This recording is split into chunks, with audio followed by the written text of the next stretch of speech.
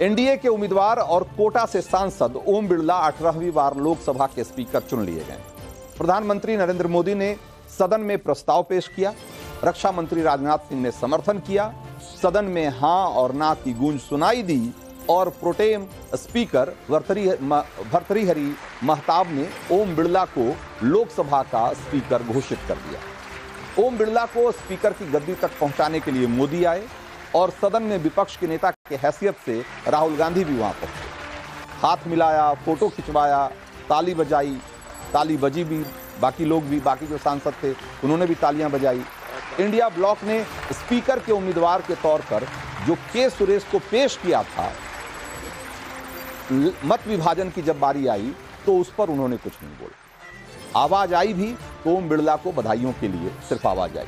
राहुल ने बधाई दी, अखिलेश ने बधाई दी, लेकिन जब विपक्षी सांसद बाहर निकले और उनसे सवाल पूछा गया कि आप लोगों ने कैंडिडेट उतारा तो वोटिंग क्यों नहीं करवाया, जवाब में क्या आया वो हम आपको सुनवाएंगे। कांग्रेस ने कहा कि रात में ही कल फैसला हो गया था कि वोटिंग नहीं करवाएंगे, आम सहमति और सहयोग से स्पीकर बनाएंगे। जरा सुनिए। वॉइस वोट हुआ, उस वॉइस वोट के बाद हम डिवीजन मांग करते हो सकता था, पर हमने कल रात को ही तय कर लिया था कि हम डिवीजन नहीं मांगेंगे, क्योंकि पहले दिन से एक आम सहमति बनाने का जो वातावरण है उसको प्रोत्साहित करना चाहते हैं। सहयोग की बात होती है, आम सहमति की बात होती है। शुरुआत है, 18वीं लोकसभा की शुरुआत आज है, तो शुरुआत हम एक आम सहमति से के बाद आधार पर करें। प्रधानमंत्री तो आम सहमति की बात करते हैं, पर उनके करने में, कहने में और करनी और कथनी के बीच में जमीन आसमान का फर्क है। तो जयराम रमेश की जो का बयान है वो एक तरीके से इस लोकसभा में बेहतर कामकाज की उम्मीद, ज्यादा बेहतर तालमेल की उम्मीद जगाता है। लेकिन लगता है कि जयराम रमेश और बाकी कांग्रेसियों की सर्वसम्मति वाली जो अंतरात्मा थी वो कल रात को जागी तो उन्होंने ममता बनर्जी को नहीं जगाया। उन्होंने संसद से निकलने के बाद तृणमूल के जो कर्ता धर्ता और डायमंड हार्बर से जो टीएमसी के सांसद अभिषेक बनर्जी हैं, वो इस तरीके से बौखलाए दिखे कि आप भी देखेंगे तो आपको अंदाजा लग जाएगा।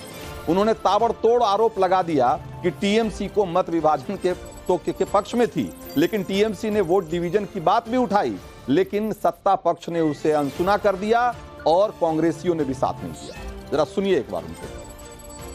नियम कहता है कि 500 लोगों के अंदर एक आदमी भी अगर डिवीजन मांगे तो आपको डिवीजन देनी पड़ती है, ये नियम है। भाई कांग्रेस से भी मांगे, बहुत सारे पॉलिटिकल पार्टीज है, बहुत सारे पॉलिटिकल पार्टीज से मांगेंगे। आप मुझे प्रश्न कर रहे हैं, प्रश्न करने से पहले लोकसभा का फुटेज एक बार देख लीजिए। और रूल्स ये कहता है कि एक मेंबर भी डिवीजन मांगे तो आपको डिवीजन देनी पड़ेगी। आपने वो नहीं दिया, तो क्यों नहीं दिया ये तो प्रोटेम स्पीकर ही बता सकते हैं। सर, राहुल जो चेयर पे बैठे थे वो बता सकते हैं। तो मत विभाजन के लिए एक तरफ टीएमसी तो बहुत ही आतुर दिख रही है, लेकिन कांग्रेस क्यों पीछे हट गई? स्पीकर पद के लिए वोटिंग न कराने के पीछे जयराम रमेश और खड़गे और राहुल सहयोग और अंतरात्मा की आवाज जो जगाने वाली दलील दे रहे हैं, शायद ये दलील वो इंडी गठबंधन के बाकी साथियों को फॉरवर्ड करना भूल गए थे। क्योंकि जब झारखंड मुक्ति मोर्चा की सांसद महुआ माझी बाहर निकली तो बोली कि वोटिंग इसलिए नहीं करवाया क्योंकि हमारे पास नंबर नहीं था। एक बार इनको भी सुनना चाहिए। संख्या बल तो नहीं था, इसीलिए नहीं मांगा गया डिवीजन। अदरवाइज कोशिश तो ये थी कि डिप्टी स्पीकर हमारी तरफ से होते तो बहुत अच्छा लगता। तो स्पीकर पद के लिए वोटिंग न कराने को लेकर इंडी गठबंधन के भीतर ही 20 वर्जन हैं और 20 रीजन दिखाई दे रहे हैं। इंडिया ब्लॉक के नेताओं का यह भी दावा है कि स्पीकर चुनाव में उम्मीदवार खड़ा करना उनकी रणनीति का हिस्सा था और विपक्ष ने सैद्धांतिक तौर पर अपना विरोध दर्ज कराकर सरकार को संदेश देने की कोशिश की है कि हर मामले में उनकी मनमानी नहीं चलेगी और इतनी आसानी से उन्हें आगे नहीं बढ़ने देंगे। लेकिन सवाल तो यही है कि जिस परंपरा को बनाए रखने की दलील कांग्रेसी अब दे रहे हैं, उसे बनाए रखने की कोशिश तो सत्ता पक्ष ने पहले की थी। एनडीए की तरफ से रक्षा मंत्री राजनाथ सिंह और संसदीय कार्य मंत्री किरण रिजिजू ने विपक्षी नेताओं से बातचीत भी की। मंगलवार सुबह राजनाथ सिंह ने विपक्षी दल के नेताओं को अपने दफ्तर बुलाकर समर्थन पत्र पर साइन करने का रिक्वेस्ट किया, लेकिन तब कांग्रेसी नेताओं ने डिप्टी स्पीकर पद के एवज में स्पीकर पद के एवज में डिप्टी स्पीकर के लिए की शर्त रखी। ओम बिरला के नाम पर राजी होने की शर्त तभी रखी जब उन्होंने कहा कि डिप्टी स्पीकर का पोस्ट उन्हें दिया जाएगा, और इसी बात को लेकर के बात बिगड़ गई और कांग्रेस ने के सुरेश का नाम आगे कर दिया। तो फिर सुरेश को आगे करके राहुल और खड़गे पीछे क्यों हट गए? सवाल यह है, अगर विपक्ष ध्वनि मत का विरोध करता तो पेपर स्लिप के लिए मतदान के जरिए मतदान कराया जा सकता था, लेकिन इंडिया ब्लॉक ने पर्ची से मतदान की मांग नहीं उठाई। एक तरफ कांग्रेसी नेता दावा कर रहे हैं कि वोटिंग के लिए जाने वाले नहीं थे, तो टीएमसी का स्टैंड बिल्कुल अलग दिख रहा है। अब इस मामले में सरकार का पक्ष भी जान लीजिए। संसदीय कार्य मंत्री किरण रिजिजू ने साफ कर दिया है कि सत्ता पक्ष वोटिंग के लिए तैयार था, लेकिन विपक्ष की तरफ से किसी ने आवाज ही नहीं उठाई। जरा एक बार उनको भी सुनिए। The member who moves the motion will have to request formally for the division of the vote. Any other member raising and demanding has no meaning. So they did not ask formally. That is why there was no division of votes. But we were ready for the vote because we have the numbers. तो India block ने क्यों नहीं मांगा, उसके पीछे की भी वजह जान लीजिए, और वो वजह जो है वो आंकड़ों में छिपी हुई है। जरा आंकड़ों पर एक नजर डालिए। लोकसभा में जो आंकड़े हैं उसके हिसाब से देश ने जो 4 जून को फैसला सुना दिया था, और उसी से एक तरीके से आपको अंदाजा लग जाएगा कि किसके पक्ष में कितने मेंबर हैं और कितने सदस्य हैं, और उसके हिसाब से किसकी ताकत क्या है। 542 में से 271 वोट की जरूरत थी, लेकिन लोकसभा में एनडीए के पास 293 सदस्य हैं और इंडिया ब्लॉक में 233 मेंबर। 7 सांसद अभी भी ऐसे हैं जिन्होंने कल तक लोकसभा सदस्य के तौर पर शपथ नहीं ली थी, इसलिए वो वोट नहीं कर सकते थे। इनमें से 5 इंडिया ब्लॉक के, ऊपर से वाईएसआर, अकाली दल जैसी कई पार्टियां सत्ता पक्ष के साथ जो है वो खड़ी दिखाई दे रही थी और ओम बिरला को वोट देने का ऐलान कर दिया। अगर इस तरीके से आप देखेंगे तो एनडीए का आंकड़ा आसानी से करीब 300 के पार पहुंचता हुआ दिखाई दे रहा था। अब सवाल यह है कि विपक्ष को कहीं ये डर तो नहीं सता रहा था कि अगर वोटिंग हो गई तो ये असली जो आंकड़े हैं वो सामने आ जाएंगे और उनकी ताकत और कहीं ज्यादा कमजोर न दिखाई देने लगे एनडीए के मुकाबले। तो इसीलिए उन्होंने वोट डिवीजन की बात नहीं की। अब दावा यह किया जा रहा है कि कांग्रेस ने मत विभाजन के लिए इसलिए जोर नहीं दिया क्योंकि इंडी गठबंधन की कमजोरी जो है कहीं वो बाहर न निकल आए, और ये बात अब बीजेपी के लोग भी कह रहे हैं। दरअसल इंडी गठबंधन की तरफ से एक तरफा के सुरेश के नाम का ऐलान करने के बाद राहुल खड़गे ने ममता को नाराज कर दिया, और माना यह जा रहा है कि अगर कांग्रेस मत विभाजन के लिए जोर डालती तो बहुत मुमकिन था कि टीएमसी भी उनके खिलाफ वोट कर देती, और अगर ऐसा हो जाता तो आप खुद सोचिए कि क्या स्थिति होती और ये इंडी गठबंधन के लिए कितनी शर्मनाक स्थिति हो सकती थी। अब बड़ा सवाल यह है कि इस हारी हुई बाजी में राहुल ने क्यों सुरेश वाली चाल चली? क्या इसके पीछे जो कहानी थी वो एक जो सियासी गलियारे में जो बात कही जा रही है, कहीं वही कहानी तो असल कहानी नहीं है। दरअसल जब सदन में प्रोटेम स्पीकर की बात आई थी तब भर्तृहरि हरि महताब के नियुक्ति को लेकर कांग्रेस ने सरकार पर निशाना साधा था और कहा था कि महताब तो 7 टर्म के एमपी हैं, जबकि उनसे सीनियर यानी कि 8 टर्म के एमपी हैं के सुरेश। इसलिए अगर सीनियरिटी ही क्राइटेरिया है तो प्रोटेम स्पीकर के तौर पे के सुरेश को बनाया जाना चाहिए। जिसके बाद सत्ता पक्ष ने एक तरीके से इसका जवाब देते हुए ये कहा कि अगर कांग्रेस के सुरेश को इसी तरीके से आगे बढ़ाना चाहती है क्योंकि वो दलित नेता हैं, तो उनको विपक्ष के नेता के तौर पे उनको चुनना चाहिए। राजनीति के जानकार मान रहे हैं कि सत्ता पक्ष की सियासी चाल के जवाब में राहुल ने सुरेश को स्पीकर के चुनाव में धकेल दिया, क्योंकि नेता विपक्ष का पद परिवार के पास ही जाना था और यह पहले से तय था। इसलिए के सुरेश को सामने से हटाने के लिए उनको एक तरीके से स्पीकर की रेस में दौड़ा दिया गया। अब बात आती है कि डिप्टी स्पीकर का क्या होगा, जिसको लेकर के सारा बखेड़ा खड़ा हुआ था। अब जब स्पीकर की लड़ाई में ही विपक्ष गठबंधन का झगड़ा सड़क पर आ चुका है, तो शुरुआत में ही एक तरीके से विपक्षी दल और कांग्रेस के बीच जो बाकी कांग्रेस विपक्षी दल है और कांग्रेस के बीच सहमति नहीं बन पाई, तो अब कैसे और किस मुंह से कांग्रेस डिप्टी स्पीकर का पद मांगेगी? और सवाल यह भी है कि मांगेगी भी तो किसके लिए? अपने लिए या गठबंधन में समाजवादी पार्टी जैसे जो दूसरे दल हैं उनके लिए मांगेगी? फिलहाल जिस हिसाब से बीजेपी के नेता तीसरे टर्म को लेकर बैटिंग कर रहे हैं, उससे लगता नहीं है कि डिप्टी स्पीकर का पद भी एनडीए विपक्ष को देने वाली, और लड़कर लेने की स्थिति में वो विपक्ष है नहीं। ऐसे में सवाल यह है कि क्या इसी तरीके से सदन में विपक्ष सिर्फ माहौल बनाता रहेगा या एक सकारात्मक विपक्ष की भूमिका निभाएगा? सवाल यह भी है कि पहली लड़ाई में ही जब विपक्षी एकता की हवा निकल गई है, तो अब आने वाले दिनों में जो एक तरीके से ये कहा जा रहा है कि ये मजबूत विपक्ष सरकार को हर मोर्चे पे चुनौती देगा, उस चुनौती का क्या अंजाम होने वाला? ये ऐसे सवाल हैं जिस पर आज हम चर्चा करने की कोशिश करेंगे। हमारे साथ एक खास पैनल है। हमारे साथ गोपाल कृष्ण अग्रवाल हैं, बीजेपी के प्रवक्ता, सुजाता पांडे हैं, राजनीतिक विश्लेषक, लोकेश जिंदल हैं, कांग्रेस के नेता, और मानव जायसवाल टीएमसी के प्रवक्ता हैं।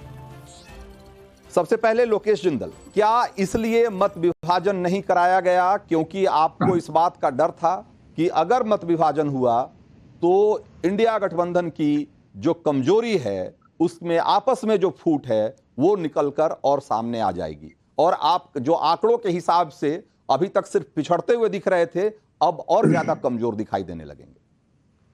नमस्कार रंजीत जी, अगर हम बात करते हैं भारत के संविधान की, भारत के संसद की प्रथा की, तो हम देखते हैं कि एक प्रथा थी कि संसद के जो स्पीकर हैं वे सत्ता पक्ष से होंगे और डिप्टी स्पीकर विपक्ष से होंगे, जैसा कि यूपीए कार्यकाल में भी हुआ 2004 से 2009 तक, 2009 से 2014 तक जो स्पीकर थे सत्ता पक्ष के थे और डिप्टी स्पीकर विपक्ष के थे, और आपसी सहमति होती थी पक्ष और विपक्ष में। लेकिन 2014 के बाद क्या रंजीत जी, 2014 के बाद एक तरह से विपक्ष को किनारा दर किनारा करने की एक साजिश रची गई।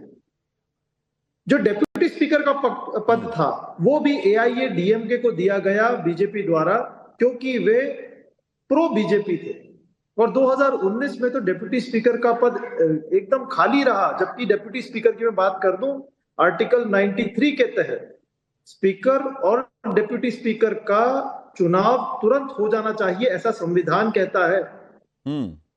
तो अगर मैं संविधान की बात करता हूं, संसद की प्रथा की बात करता हूं, संसदीय एक अनुशासन की बात करता हूं, तो इसमें एक डिप्टी स्पीकर का पद होना अति आवश्यक है, क्योंकि जब स्पीकर मौजूद नहीं होते। सारी बातें, वो आपकी सारी बातें सही है लोकेश जिंदल। मैं तो सिर्फ ये पूछ रहा हूं कि भाई जब आपने के सुरेश का नाम आगे किया, उनसे नॉमिनेशन करवाया, आपने कहा कि हम चुनाव कराएंगे, हम आम सहमति से स्पीकर का चुनाव नहीं कराएंगे, तो आखिरी मौके पे ऐसा क्या हुआ कि आपने मत विभाजन नहीं मांगा, आपने डिवीजन नहीं मांगा? क्यों नहीं मांगा भाई? क्यों नहीं वोटिंग करवाई? बहुत अच्छा प्रश्न है। हाँ, बहुत अच्छा प्रश्न है रंजीत जी। हाँ, देखिए, अगर मैं स्पीकर प्रोटेम की बात करता हूं, हाँ, तो एक संसदीय प्रथा के अनुसार जो सबसे वरिष्ठ सांसद होते हैं, जिन्होंने सबसे ज्यादा कार्यकाल दिया है। स्पीकर की बात हो गई भाई, मैं कह रहा हूं कि लोकसभा अध्यक्ष की बात हो रही है, स्पीकर की बात हो रही है। प्रोटेम स्पीकर का मामला निकल गया, वो जाने दीजिए, वो चर्चा का विषय नहीं है। मैं कह रहा हूं कि जब इतना ताल ठोक रहे थे, इतना माहौल बना रहे थे, और जब अखाड़े में गए तो बिना लड़े, कुश्ती लड़े बाहर आ गए। नहीं रंजीत जी, तो ये माहौल किस बात का था भाई? आप नकार नहीं सकते। हाँ। हमने एक संदेशा दिया है, हमने संसद में और सरकार को इस संदेश दिया है कि जो भी संविधान में लिखा हुआ है उसका पालन होगा। हाँ। अगर संविधान कहता है कि एक इलेक्शन द्वारा स्पीकर का चयन होगा, वॉइस वोट हो, भले कमाल कर रहे कमाल कर रहे हैं लोकेश जिंदल भाई। आप कभी कहते हैं कि संसदीय परंपरा का निर्वाह करना चाहिए, और संसदीय परंपरा ये कहती है कि जो स्पीकर का चुनाव हो वो कम से कम सर्वसम्मति से हो, और दूसरी तरफ ये कह रहे हैं कि नहीं, हम मैसेज देने की कोशिश कर रहे थे कि भाई हम हर बार चुनौती देंगे और चुनाव से वोटिंग के जरिए चुनाव। भाई आप दोनों में से कोई एक बात करेंगे ना। अगर संसदीय परंपरा निभाते तो सर्वसम्मति बनाने पे आना चाहिए था, और अगर आपने कहा कि नहीं चुनाव ही कराना है तो आपको वो डिवीजन मांगना चाहिए था। दोनों में से कुछ नहीं किया आपने, न माया मिली न राम वाली बात हो गई। नहीं सुनिए रंजीत जी, हाँ, संविधान क्या कहता है कि स्पीकर और डिप्टी स्पीकर का चयन चुनाव द्वारा होना चाहिए, लेकिन एक संसदीय प्रथा बनी और उस संसदीय प्रथा के बाद में सहमति के साथ स्पीकर का चयन होने लगा। लेकिन जब हमारा पक्ष एक तानाशाह की तरह कार्य करने लगा और विपक्ष को दरकिनार करने लगा, तो पक्ष और विपक्ष के बीच में सहमति नहीं बनी, और इसका कारण था कि तो भाई सरकार अगर आप मान रहे हैं कि ये तानाशाही चल रही थी और आपने जो किया वो तानाशाही को जवाब देने के लिए किया, तो भाई तानाशाही को जवाब देना चाहिए था ना। आपको अपनी ताकत दिखानी चाहिए थी, आपको बताना चाहिए था कि भाई इस तानाशाह के पास 293 से ज्यादा लोग नहीं है भाई, लेकिन आप तो डर गए। आपने भाई संदेशा दो बातें, नहीं बिल्कुल, आप जो आप बात कह रहे हैं ना लोकेश जिंदल, अगर पहली बात अगर आपको ये संसदीय परंपरा निभानी थी तो आपको सर्वसम्मति बनाने की जब कोशिश हो रही थी तो उस समय उस पर राजी होना चाहिए था। पहली बात तो आप एक अच्छा मैसेज देते कि भाई कांग्रेस ने एक जिम्मेदार विपक्ष का रोल अदा किया है और सर्वसम्मति से स्पीकर के चुनाव में मदद की है। वो मैसेज देने में आप नाकाम रहे। अब बात आई कि भाई अगर आपको ये अपनी ताकत दिखानी थी तो आपको डिवीजन मांग लेना चाहिए था और दिख जाता कि भाई आपके पास कितने लोग हैं, और ये भी आप एक मैसेज देते कि भाई इस बार विपक्ष जो है आप उसको हल्के में नहीं ले सकते, हम मजबूत विपक्ष हैं। आप वो भी नहीं कर पाए, और क्यों नहीं कर पाए इसके पीछे असली वजह यह है कि आप डरे हुए थे। और डरे हुए किस बात से थे ये मानव जायसवाल बताएंगे, क्योंकि आप में आपस में एका नहीं था, आपस में एकजुटता नहीं थी। और क्यों नहीं एकजुटता थी मानव जायसवाल? पहले तो आपके माध्यम से सभी को बहुत बहुत नमस्कार है रंजीत जी, और मैं उम्मीद करता हूं कि जब ये नई सरकार गठित हो रही है और सभा स्पीकर मिल चुके हैं तो ईश्वर की अनुकंपा हो कि ये पूरे देश की आवाज सुने। आप देश बोल रहा है, विपक्ष बोल रहा है, और जब डिसेंट होता है, जब आवाज उठती है तो भैया वोटिंग करा लेनी चाहिए।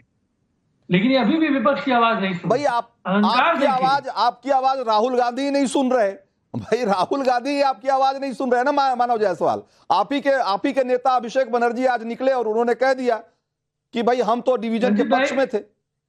रंजीत भाई देखिए सबसे बड़ी बात क्या है, और कल ममता दीदी खुद बोल रही थी कि उन्होंने बात ही नहीं की हमसे। सुनिए ये लोकतंत्र है। हाँ, और लोकतंत्र की सबसे बड़ी ताकत ये होती है कि आप भी प्रखर होके मुखर होके बोल सके। हाँ। मैं भी बोल सकूं। हम आज तीसरी सबसे बड़ी विपक्षी पार्टी है देश में। आज जिस तरीके से हमने जो काम किया, जो कार्य का निर्वाह किया, और हमारे नेता ने आवाज तीसरी सबसे बड़ी पार्टी समाजवादी पार्टी है।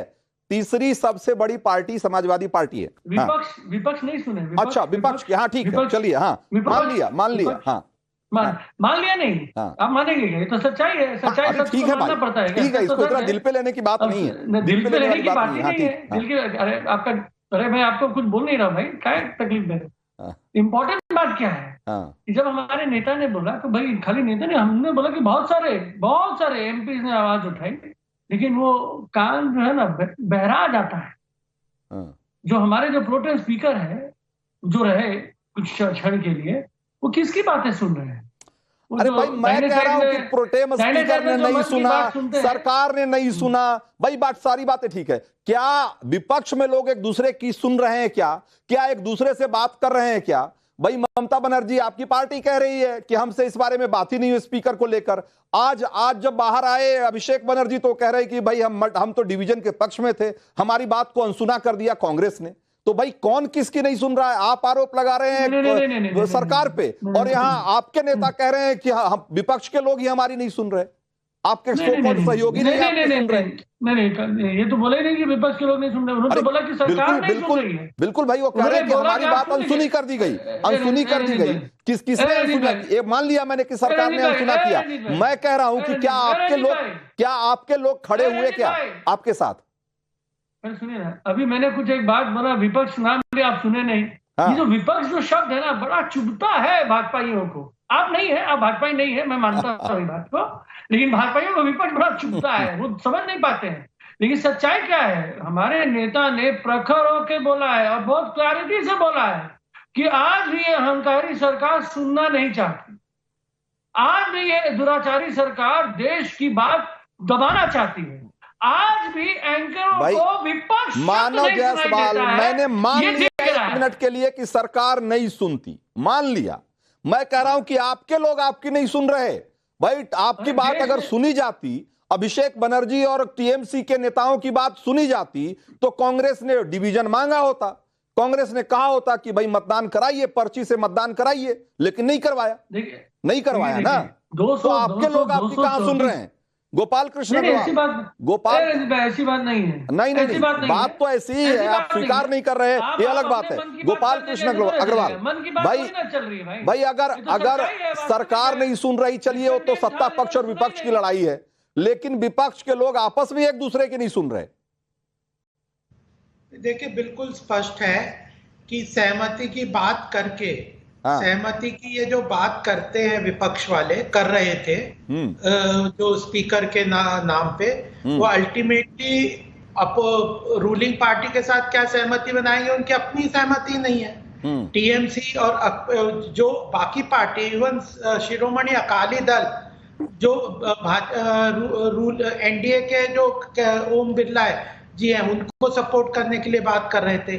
इवन जगन रेड्डी जी उनको सपोर्ट करने के लिए बात कर रहे थे। टीएमसी लोग कह रहे थे कि कांग्रेस ने हमसे सलाह ही नहीं ली। तो अपोजिशन की अपनी ही सहमति नहीं थी, और यह अगर इस बात को ज्यादा करते, ये कांग्रेस की डिक्टेटरशिप जो एटीट्यूड है ना, जो इमरजेंसी में हमने देखा, वो अभी तक गई नहीं है। एक परिवारवाद को आगे बढ़ाना, अपनी बात को, चाहे वो माइनॉरिटी भी हो, उसको अपनी बात को मनाने को सहमति के रूप में पेश करना, और जो मेजॉरिटी है, आज एनडीए की मेजॉरिटी है, उसके कैंडिडेट के ऊपर उसकी सहमति को, उनकी इच्छाओं को ना मान के अपने को कंडीशन लगा देना, और अब कहना कि प्रोटेम हमें अब ये बताइए, ठीक है, ये तो बात हो गई। अब ये बताइए कि भाई स्पीकर पे तो नहीं बनी सहमति और सर्वसम्मति, वहां पर तो चुनाव ठीक है वॉइस वोट से ही हुआ, लेकिन हुआ है ना। अब ये बताइए कि डिप्टी स्पीकर बनाने का इरादा रखते हैं या नहीं, और डिप्टी स्पीकर बनाएंगे तो उसको विपक्ष को देने का इरादा रखते हैं कि नहीं? देखिए, राजनाथ जी ने कल कहा था, राजनाथ जी ने कल भी खड़गे साहब जी से, जब भी कल परसों 2-3 बार जब भी बात हुई, कि पहले स्पीकर का चुनाव हो जाए, उसके बाद डिप्टी स्पीकर पे सोचेंगे, बातचीत करेंगे और साथ में बढ़ेंगे।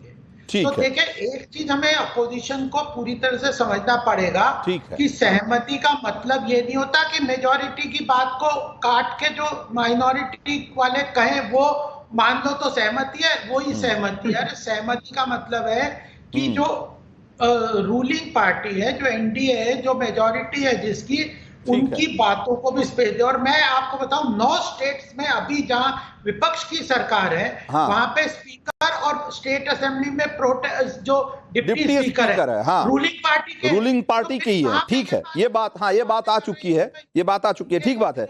जरा एक बार सुजाता पांडे के पास चलते हैं। सुजाता पांडे भाई, अभी तो हमारे यहाँ कहते हैं जुम्मा 4 दिन ही हुआ है, और अभी ये हालत है विपक्षी एकता की, तो ये बुलबुला कितने दिन टिकेगा, ये विपक्षी एकता वाला? देखिए, वो कहते ही है ना कि आगे आगे देखो होता है क्या, क्योंकि आज के पहला दिन था राहुल गांधी का एलओपी के रूप में, और मुझे लगता है वो पूरी तरह से फेल हो गए।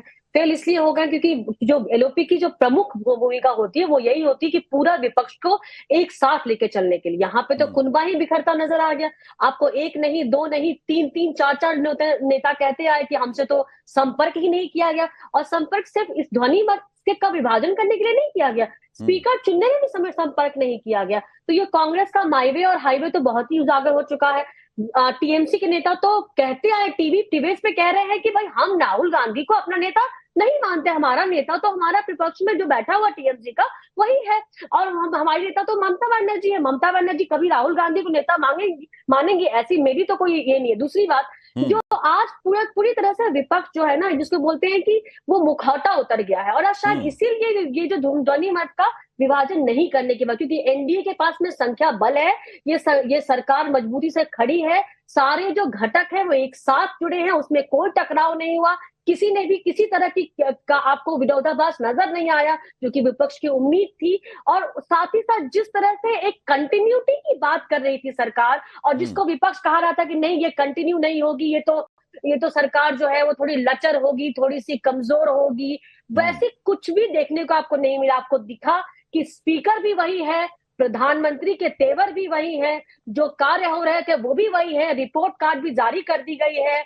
और हर एक कुछ वैसा ही था जैसा पहले कहा गया था। तो ये बात भी, और लेकिन एक चीज बड़ी खराब हुई, बड़ी दुख की बात हुई रंजीत जी, कि जिस तरह से कांग्रेस को पता था कि उनके पास संख्या बल नहीं है, लेकिन सिर्फ राजनीति चमकाने के लिए एक दलित कार्ड खेला गया, वैसा ही जैसा 2002 में सुशील कुमार शिंदे के लिए खेला गया था, जैसे मीरा कुमार को 2017 में राष्ट्रपति बनाने के लिए खेला गया था, क्योंकि उनको पता था कि वो हार जाएंगे, लेकिन सिर्फ राजनीति चमकाने के लिए किया गया। राहुल गांधी को शायद ये अंदाजा नहीं है कि इससे दलितों का मनोबल टूटता है, और उनका जो ये दलित जो चेहरा था ना, कि वो बिल्कुल वो सब जनता के सामने आ चुका है। ठीक है लोकेश जिंदल, हमारे यहाँ कहावत है कि चौबे जी चले थे छब्बे जी बनने और दूबे जी बन के लौट आए।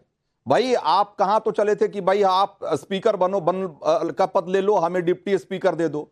तो स्पीकर का पद तो खैर जो आपने चुनाव करा लिया, तो स्पीकर का पद तो उनको मिलना था, मिल ही गया।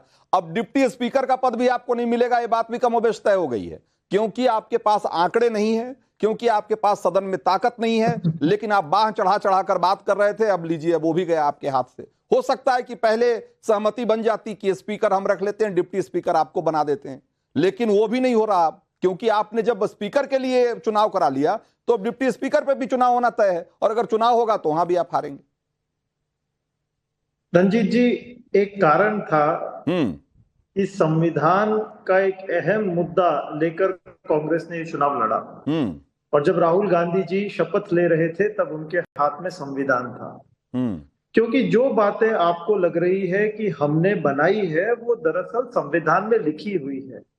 हमने तो उन्हीं बातों को जिक्र किया, उन्हीं बातों के बारे में। क्या संविधान में लिखा हुआ है? क्या संविधान में लिखा हुआ है कि डिप्टी स्पीकर जो है वो विपक्ष का होगा? ऐसा कुछ नहीं लिखा हुआ। आप आर्टिकल 93 उठाकर ऐसा कुछ नहीं लिखा हुआ है भाई। आप या तो अगर आप नियम की बात करेंगे तो नियम की बात करिए, और नहीं तो परंपरा की बात करेंगे तो परंपरा की बात करिए। परंपरा की बात होती तो सर्वसम्मति से बात होनी चाहिए थी, और अगर परंपरा की बात नहीं कर रहे हैं तो चुनाव करा लेते। तो आप दोनों में से कुछ के लिए तैयार नहीं लेंगे तो फिर आपके लिए और श्रोताओं के लिए भी बहुत बेहतर होगा। हाँ, नहीं बता दीजिए ना। आर्टिकल 93 की अगर मैं बात करता हूं, उसमें स्पष्ट लिखा हुआ है, आर्टिकल 93 और आर्टिकल 178, वो दोनों आर्टिकल संसद के लिए और विधानसभा के लिए स्पष्ट लिखा हुआ है कि स्पीकर और डेप्यूटी स्पीकर ये दोनों का ऑफिस संसद वो संवैधानिक पद है। इस पर सरकार की मंशा नहीं चलेगी, ये संवैधानिक पद है। और स्पीकर और डेप्यूटी स्पीकर की जो सैलरी भी है वो कंसोलिडेटेड फंड को चार्ज अपॉन होती है। It is not subject to vote. आप इतने महत्वपूर्ण पद को 2000 लोकेश जिंदल तो 52 से 67 और 72 ये सब तब तक आपको नहीं समझ में आ रहा था। उसके बाद जब इंदिरा गांधी की सरकार आई, तो इंदिरा गांधी की सरकार में भी जितने मौके आपको मिले वहां पे आपने स्पीकर और डिप्टी स्पीकर या तो अपने पास रखा या अपने सहयोगियों को दिया। भाई ये तो पिछले यूपीए के 2 टर्म की बात है ना, कि जो जिस मर्यादा की बात कही जा रही है। तो भाई और आज भी जहां जहां आपकी अपनी मेजॉरिटी में सरकार है, कहां पर आपने डिप्टी स्पीकर दिया हुआ है भाई विपक्ष को? बताइए ना जी। डेप्यूटी स्पीकर हर वक्त दिया गया था, केवल और केवल एक बार जब आईके गुजराल जी की सरकार थी और 2014 और 2019 की सरकार थी। माफ करिएगा, नहीं आप गलत फैक्ट कोट कर रहे हैं, गलत। मधु लिमया ने सबसे पहले 1977 में जब जनता पार्टी की सरकार बनी तो वहां पर सबसे पहले मधुलिमय ने इस बात का विरोध किया कि अध्यक्ष और उपाध्यक्ष यानी कि स्पीकर और डिप्टी स्पीकर दोनों सत्ता पक्ष का नहीं होना चाहिए, दोनों सत्ता पक्ष का नहीं होना चाहिए। और वहां से परंपरा की शुरुआत हुई। पहली बार कांग्रेस को विपक्ष में होने के बावजूद जो है वो उसको डिप्टी स्पीकर का पद दिया गया। उसके पहले आपने कोई ऐसी परंपरा या किसी ऐसी तरह की मर्यादा नहीं निभाई आपने, इसलिए आप ये सब मत बताइए। आप ये गलत कोट कर रहे हैं। ठीक कर दूं, हाँ, 1969 में स्पीकर और डिप्टी स्पीकर का चयन चुनाव द्वारा हुआ था। हाँ, तो चुनाव के जरिए हुआ, एक अलग बात है ना। मैं कह रहा हूं कि आप जो ये कह रहे हैं ना कि संसदीय परंपरा की बात कर रहे हैं कि भाई संसदीय परंपरा 1977 के बाद बनी थी। ठीक है, जरा मैं लोगों की राय भी शामिल कर लेता हूं। मैं आप लोगों के पास भी आऊंगा अभी, जरा एक बार लोगों की राय भी शामिल कर लेते हैं इस डिबेट में। और हमने जो सवाल किया था जरा हमने उसको जरा एक बार देखते हैं। स्पीकर चुनाव में मत विभाजन न करवाने के कांग्रेस के फैसले को आप कैसे देखते हैं? और ये सवाल हमने किया था, और इस सवाल के जवाब में लोग क्या कह रहे हैं जरा दिखाइए। और हमने इस सवाल के जवाब में जो सवाल किया था उसके जवाब में लोग कह रहे हैं 76%, 76.5% लोग कह रहे हैं कि इंडी के पास ताकत ही नहीं है, इसलिए मत विभाजन नहीं कराया।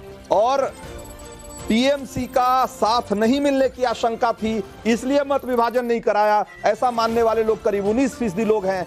और 4.5% लोग ही ये कह रहे हैं कि कांग्रेस ने सहयोग की भावना दिखाई है। तो ये देखिए, लोगों की राय बिल्कुल स्पष्ट है। तो अगर देखा जाए तो करीब 85% लोग ये मानते हैं कि कांग्रेस के जो विपक्ष है उसके पास या तो ताकत नहीं थी या उसे लग रहा था कि उनकी फूट उजागर हो जाएगी, इसलिए उन्होंने मत विभाजन नहीं मांगा। सवाल नंबर 2, इसके जवाब में लोग क्या कह रहे हैं जरा देखिए। स्पीकर चुनाव पर टीएमसी का स्टैंड क्या कहता है? और इसके जवाब में 27% लोगों ने कहा है कि जल्द गठबंधन से बाहर निकल जाएगी टीएमसी, ऐसा आभास होने लगा है। और 63% से ज्यादा, करीब 64% लोग कह रहे हैं टीएमसी को राहुल का नेतृत्व पसंद नहीं है। और करीब 8% लोग ये कहते हैं कि टीएमसी ने लोकतांत्रिक तरीके से अपनी बात रखी है। तो ये सवाल नंबर 2। जरा सवाल नंबर 3 भी जल्दी से दिखा दीजिए। सवाल नंबर 3 हमने पूछा था कि राहुल को नेता विपक्ष बनाए जाने के फैसले को कैसे देखते हैं आप? 73% लोग कह रहे हैं कि कांग्रेस में परिवारवाद हावी है। और करीब 20% लोग कहते हैं कि सहयोगी दलों को कांग्रेस ने एक बार फिर से धोखा दिया है और राहुल डिजर्व करते हैं, ऐसा मानने वाले लोग 6.5% लोग हैं। तो जरा मानव जायसवाल के पास चलते हैं। मानव जायसवाल, लोगों को लग रहा है, वो आप लोगों को भी लग रहा है क्या कि भाई ये जो इंडी गठबंधन है उससे टीएमसी बहुत जल्दी बाहर हो जाएगी? वैसे कहने के लिए ही आप साथ हैं, क्योंकि 10 मौके पर पहले भी आप कह चुके हैं कि आप इंडी गठबंधन के साथ नहीं हैं। बड़ा विचित्र आंसर देना पड़ेगा। विचित्र इसलिए है कि अभी तो हम इलेक्शन से जीत के बाहर आए हैं, और ये जो जीत है ये गठबंधन के बगैर तो मुमकिन थी नहीं, क्योंकि ये देश की जीत। अरे भाई, विचित्र स्थिति में तो आपने जनता को रखा हुआ है। आपकी नेता कहती हैं, ममता बनर्जी कहती रही हैं कि भाई बंगाल में जब भी रैलियां करती हैं वो कहती हैं कि भाई कौन सा इंडिया गठबंधन हमने तो बनाया, नाम दिया, लेकिन हमारा उससे कोई लेना देना नहीं है। फिर रंजीत भाई, आपका कान बजने लगा है। आप भी भाजपा के साथ आप तो आरोप लगाते रहे कि कांग्रेस ने पैसा खा लिया बीजेपी से। भाई, दीदी ने आरोप लगाया मंच से कि कांग्रेस ने पैसा खा लिया बीजेपी से। रंजीत भाई सुनिए, यहाँ एक नेता हुआ करते थे, अधीर रंजन चौधरी। इतने अधीर हो चुके थे कि जब हमने उनको 2 सीटों का ऑफर दिया था तो बोले कि नहीं, हम तो 2 सीटों में नहीं लड़ेंगे, हम सारी सीटों में लड़ेंगे। ये अहंकार कहां से आया था? ये इतना जो दबदबा, जो रुतबा उनको मिला था, वो हमारे वजह से ही था, क्योंकि कांग्रेस को हमने बचा के रखा था बंगाल में। आज जिस तरीके से भाजपा जो उनको फुट करके जो पैसे फंडिंग कर रही थी, और वो भाजपा के स्पोर्ट्स पर्सन ज्यादा बन गए थे, तो यहाँ की जनता को समझ में आ गया। आज वो अपने घर से हार गए। सुनिए रंजीत भाई, इंडिया गठबंधन जो है वो काफी मजबूत है, क्योंकि इंडिया जो शब्द है वो अतुल्य है और अटूट है। अरे भाई, तोड़ा नहीं जा सकता। भाजपा जितना भी तोड़ने की कोशिश करे ये नहीं टूटेगा। गोपाल कृष्ण अग्रवाल, ये किस तरह का गठबंधन है? किस तरह का गठबंधन है कि भाई बंगाल में दूसरे के खिलाफ लड़ रहे हैं, लेकिन कहते हैं कि दिल्ली में हम साथ हैं। भाई, जब बैठक होती है तो इनके नेता आते नहीं हैं। जब स्पीकर के पहली लड़ाई एक तरीके से देखा जाए कि तो नरेंद्र मोदी के सामने जो पहली चुनौती इन्होंने पेश की, उसमें इनके आपस में नहीं बनी, आपस में फूट है। उसके बावजूद ये कह रहे हैं कि नहीं, हम एकदम से ऐसे फेविकॉल के जोड़ की तरह मजबूत है। देखिए, इलेक्शन खत्म हुए, इलेक्शन खत्म हुए, टीएमसी कांग्रेस लड़ रही है, आप और कांग्रेस लड़ रही है।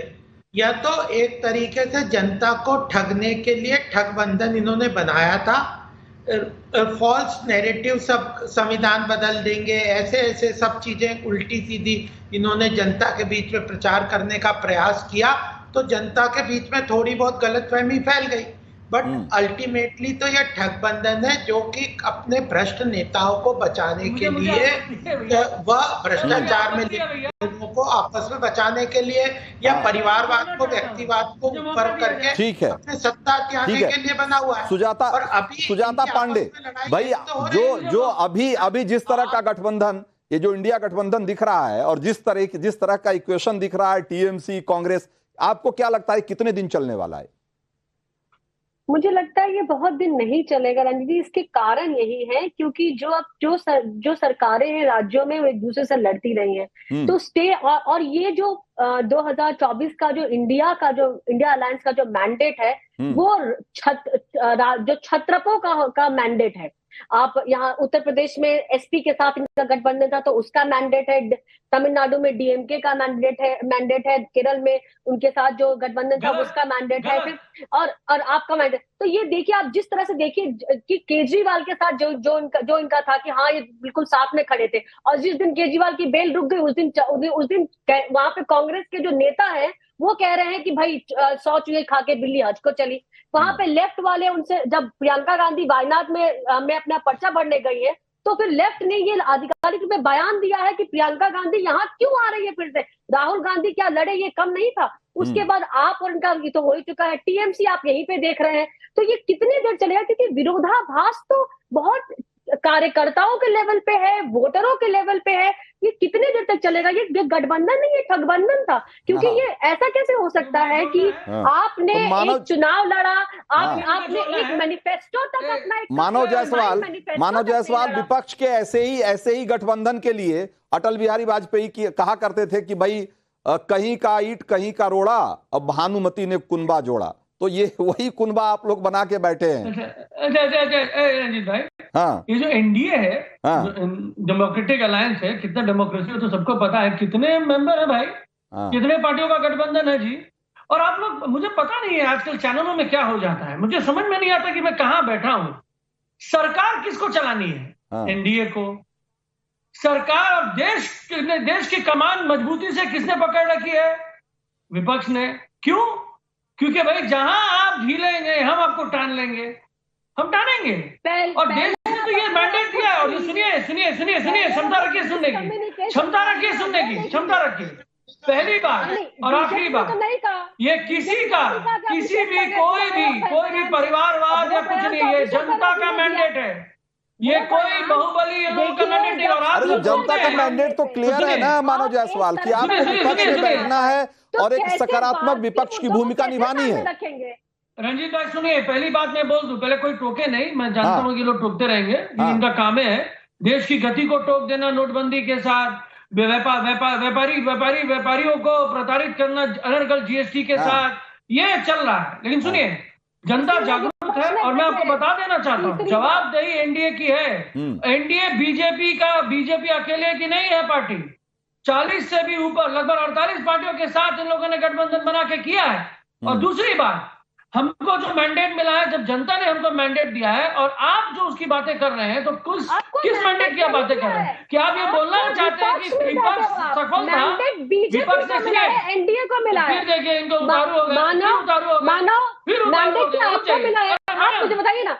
मैंडेट आपको मिला है क्या? तो ये न्यूज़ मत बताइए। मैंडेट आपको मिला है, सरकार का मैंडेट आपको है, प्रधानमंत्री आपका है, ममता बनर्जी प्रधानमंत्री है, नरेंद्र मोदी प्रधानमंत्री है, तीसरे टर्म में आप विपक्ष में बैठे हैं। पहली बात, आज जिस तरीके से ये बता रहे हैं कि भाई हमारा जो नैरेटिव था वो जनता को भाग गया, जनता उसमें फंस गई।